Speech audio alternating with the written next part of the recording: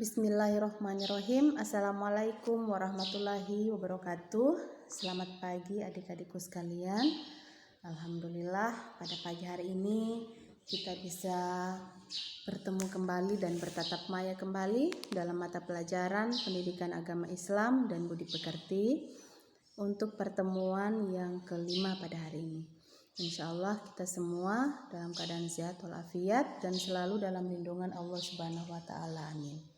Jangan lupa adik-adik untuk mengisi daftar hadir di kolom komentar ya. Baiklah, pertemuan pada pagi hari ini marilah kita buka dengan membacakan basmalah. Bismillahirrahmanirrahim.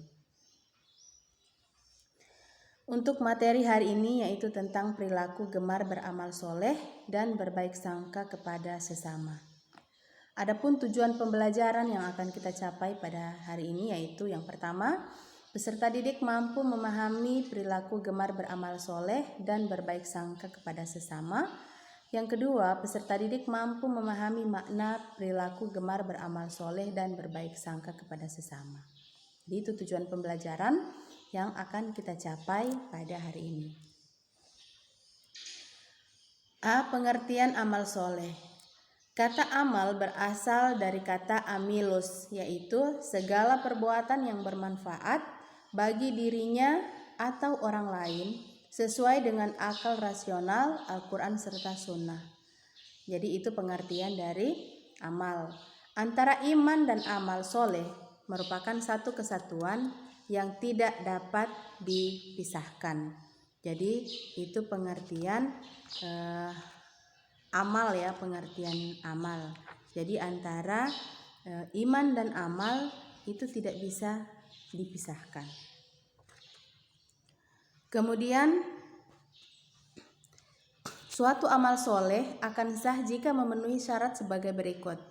Yang pertama adalah amal soleh itu dilakukan dengan mengetahui ilmunya. Apa yang kita lakukan harus kita ketahui terlebih dahulu. Kemudian yang kedua, amal soleh dikerjakan dengan niat ikhlas karena Allah Subhanahu wa Ta'ala, bukan karena selain Allah. Jadi kalau kita sudah berniat melakukan sesuatu dengan niat bukan karena Allah, maka itu sudah riya namanya ya. Kemudian yang ketiga, amal soleh itu hendaknya dilakukan dengan petunjuk Al-Quran dan Al-Hadis ya. Semua amal soleh, amal kebaikan yang kita lakukan itu harus sesuai dengan petunjuk yang ada di dalam Al-Quran dan hadis Rasulullah. Yang berikut manfaat beramal soleh. Seseorang yang beramal soleh akan memperoleh manfaat sebagai berikut. Yang pertama, diberi ampunan dan pahala yang besar oleh Allah Subhanahu wa Ta'ala. Jadi Allah akan mengampuni orang yang beramal soleh, kemudian dia akan diberikan pahala yang besar. Hal ini sebagaimana dalam firman Allah Quran surah Al-Maidah ayat 9 yang artinya Allah telah menjanjikan kepada orang-orang yang beriman dan yang beramal soleh bahwa mereka akan memperoleh ampunan dan pahala yang besar. Jadi ini janji Allah ya yang ada dalam Al-Quran. Orang yang beramal soleh itu akan diberikan ampunan dan pahala yang besar dari Allah Subhanahu wa Ta'ala.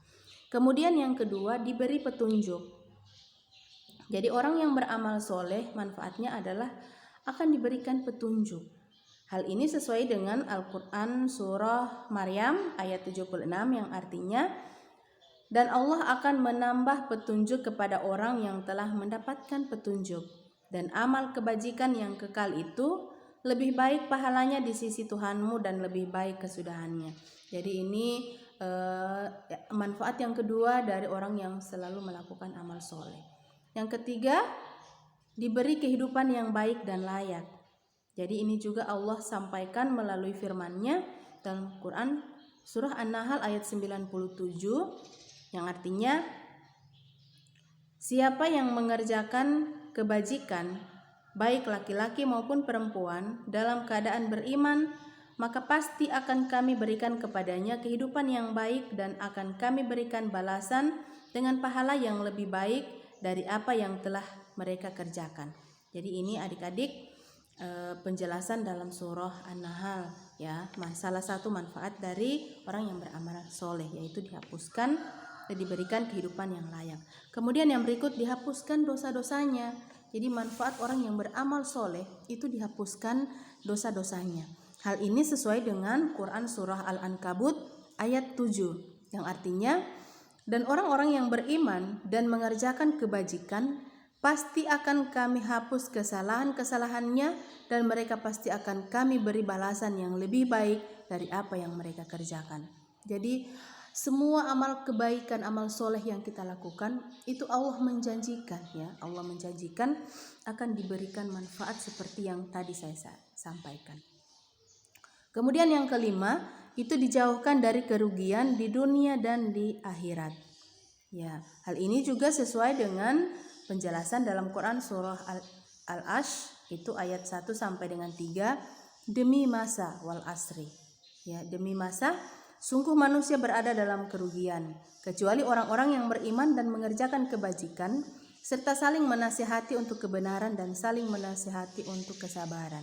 Jadi inilah beberapa manfaat seseorang yang beramal soleh ya. Kemudian bagian C adalah pengertian berbaik sangka.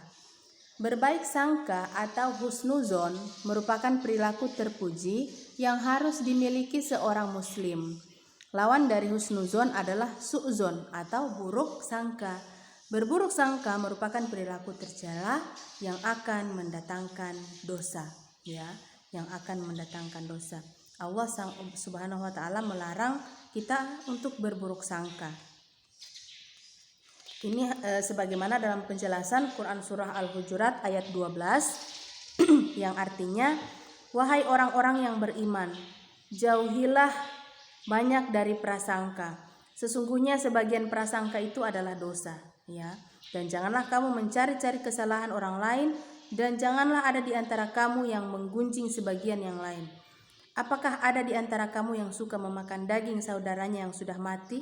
Tentu kamu merasa jijik. Dan bertakwalah kepada Allah, sungguh Allah Maha Penerima Tobat, Maha Penyayang. Jadi sesama kita ya, sesama muslim, jangan ada yang suka berburuk sangka atau berprasangka buruk kepada orang lain. Jangan saling menggunjing atau membicarakan keburukan orang lain. Ya. Orang yang membicarakan kejelekan dan keburukan orang lain itu sama halnya dengan orang yang memakan bangkai saudaranya sendiri. Pasti kita tidak bisa melakukan itu ya. Kemudian ada 3 macam berbaik sangka. Yang pertama adalah berbaik sangka kepada Allah Subhanahu wa ta'ala. Orang yang berbaik sangka kepada Allah Subhanahu wa ta'ala akan senantiasa bersyukur atas semua kenikmatan yang Allah berikan dan selalu bersabar atas semua cobaan. Nah, mengapa kita harus bersyukur kepada Allah Subhanahu wa ta'ala? Karena Allah Subhanahu wa ta'ala telah memberikan karunia dan kenikmatan yang tidak ternilai harganya kepada manusia. Maka sudah seharusnya manusia bersyukur kepada Allah Subhanahu wa ta'ala. Jadi kita harus senantiasa berbaik sangka kepada Allah Subhanahu wa ta'ala. Kemudian yang kedua adalah berbaik sangka kepada diri sendiri. Jadi di samping kita berbaik sangka kepada Allah Subhanahu wa ta'ala, maka kita juga harus berbaik sangka kepada diri sendiri. Nah, pernahkah kalian mengalami kesulitan hidup? Nah, jika pernah, bagaimana cara kalian menyikapinya? Jadi setiap manusia pasti pernah ya mengalami yang namanya kesulitan hidup. Nah, cara menyikapinya seperti apa? Seseorang yang berbaik sangka kepada dirinya sendiri, dia akan memiliki sikap percaya diri, optimis, dan bekerja keras. Sebaliknya, seseorang yang berburuk sangka kepada dirinya sendiri, ia akan merasa pesimis, tidak percaya diri, dan malas berusaha. Contoh kita berbaik sangka kepada diri kita sendiri. Status adik-adik sekarang kan masih sebagai pelajar, sebagai siswa. Ketika misalnya hasil ulangan adik-adik ada yang nilainya rendah, maka orang yang berbaik sangka kepada dirinya, dia akan kembali bangkit, percaya diri dan bekerja keras, ya. Tapi orang yang tidak percaya terhadap dirinya sendiri, justru dia akan merasa sangat pesimis dan tidak percaya diri, sehingga dia malas untuk berusaha. Jadi ini adik-adik diharapkan kepada kita, diwajibkan kita untuk selalu berbaik sangka kepada diri kita sendiri. Kemudian yang ketiga adalah berbaik sangka kepada orang lain. Kita ini adalah makhluk sosial. Nah, sebagai makhluk sosial, manusia selalu membutuhkan orang lain. Orang lain di sekitar kita harus diperlakukan secara baik, diperlakukan secara santun, kemudian saling menyayangi dan saling menghormati. Nah, berprasangka baik kepada orang lain akan menumbuhkan keharmonisan dalam kehidupan masyarakat. Ketika sikap buruk atau sikap buruk sangka hanya akan memicu perpecahan dan konflik. Jadi ini harus kita hilangkan ya, buruk sangka kepada orang lain, karena hanya akan memicu perpecahan dan konflik, permusuhan. Banyak pertikaian, kerusuhan terjadi karena sikap buruk sangka kita. Kita tidak tahu apa sebenarnya yang terjadi kepada orang lain, kemudian kita langsung berburuk sangka. Nah, jika ada isu-isu negatif, hendaknya diklarifikasi ya terlebih dahulu agar kita tidak terjerumus kepada sikap curiga dan buruk sangka. Misalnya kita mengetahui sesuatu yang belum jelas keberadaannya, maka kita harus analisa terlebih dahulu, kita klarifikasi agar kita tidak terjerumus kepada yang namanya buruk sangka atau curiga ya. Jadi kita harus berprasangka baik kepada keluarga, teman, tetangga dan sesama manusia agar hidup kita bahagia dunia sampai akhirat. Jadi hidup ini akan terasa aman dan damai ketika kita selalu berbaik sangka kepada orang lain. Kemudian yang berikut adik-adik, manfaat berbaik sangka. Ini ada beberapa manfaat yang kita akan peroleh ketika kita berbaik sangka. Yang pertama adalah hidup menjadi tenang dan optimis. Jadi seseorang yang berbaik sangka, baik itu kepada Allah, kepada sesama, maka senantiasa dia akan bersyukur apabila mendapat kenikmatan dan bersabar apabila mendapat ujian serta cobaan. Jadi hal ini akan menjadikan hidupnya tenang dan penuh dengan optimis. Jadi orang yang berbaik sangka kepada Allah, dia akan senantiasa bersyukur. Jadi apa yang dihadapi, kenikmatan yang diterima dia syukuri. Kemudian ketika mendapatkan cobaan maka dia bersabar. Ya. Kemudian yang kedua, yakin bahwa terdapat hikmah di balik segala penderitaan dan kegagalan. Jadi apa yang kita hadapi, kita alami, yakinlah bahwa ada hikmah di balik semua itu.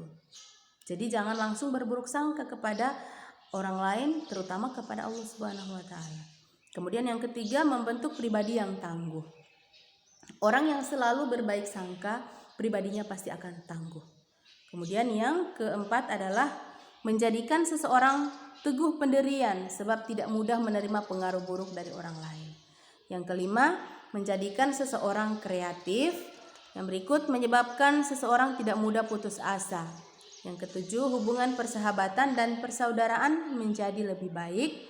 Yang kedelapan, terhindar dari penyesalan dalam hubungan sesama. Jadi biasanya kalau kita sudah terlanjur berburuk sangka kepada sesama, kepada orang lain, terlanjur curiga, maka yang terjadi adalah permusuhan. Nah, setelah permusuhan terjadi, kemudian kita mengetahui kebenaran, kemudian kita menyesali, ternyata tidak seperti itu yang kita duga. Jadi akan terjadilah penyesalan dalam hubungan sesama. Dan yang terakhir, selalu senang dan bahagia atas kebahagiaan orang lain. Senang melihat orang lain senang, kemudian susah melihat orang lain susah. Sikap ini harus selalu kita miliki adik-adik ya. Ketika melihat orang lain bahagia, maka usahakan yang teman kita rasakan, yang orang lain rasakan, usahakan kita juga merasakan. Begitu juga sebaliknya, ketika orang lain merasakan kesulitan, kesusahan, maka diusahakan apa yang orang lain rasakan, kita juga merasakan. Jadi ini adik-adik untuk pertemuan kita hari ini sampai di sini. Insya Allah apa yang saya sampaikan hari ini itu bisa terterima dengan baik kepada adik-adik, dan insya Allah ini akan bermanfaat untuk hidup dan kehidupan kita di dunia maupun di akhirat. Amin. Untuk hari ini marilah pertemuan kita akhiri, kita tutup dengan mengucapkan hamdalah. Alhamdulillahirabbil alamin. Assalamualaikum warahmatullahi wabarakatuh.